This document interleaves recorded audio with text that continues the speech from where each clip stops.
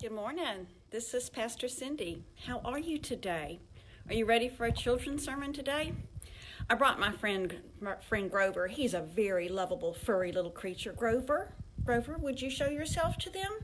Grover? I think he's a little bit afraid. He's been a little bit afraid lately. A lot of strange things have been happening, and things just aren't the same as usual, and that makes him be afraid. Grover, don't be afraid. I was trying to think of what I would say to Grover if I knew he were afraid and what would help him. And I was trying to think of a time when I was afraid.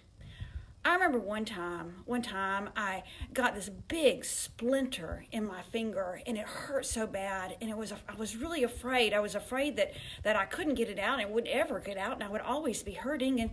And I went to my dad, and my dad said that he could get it out, and he got this needle.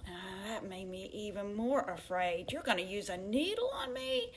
And so I started thinking, though, about all the times when my dad had helped me, and all the times when my dad had been kind. And I thought about times when he'd given me hugs, and I thought about times when he patted me on the head, and I thought about times when he'd been so good to me, and I knew that he loved me, and that helped me. And even though it hurt when he was getting that splinter out of my hand, it helped. And I was really glad for that. And I was thinking about that, Grover. I was thinking about that, how just thinking about what's good helps me not be afraid. That it's hard to be thinking two things at the same time. And so if I can think about something that's good and something that I'm thankful for, well then those are the times when I'm not so afraid anymore. And so Grover, I think it would help you, Grover, not be afraid if you would think about the things that you're thankful for. That's what God tells us when we pray to in everything with thanksgiving, with prayer and thanksgiving, to pray to God, our Father. And sometimes saying the things we're thankful for to God, well, that helps us trust God and helps us remember that God is love and God cares for us so much and that God is with us no matter what.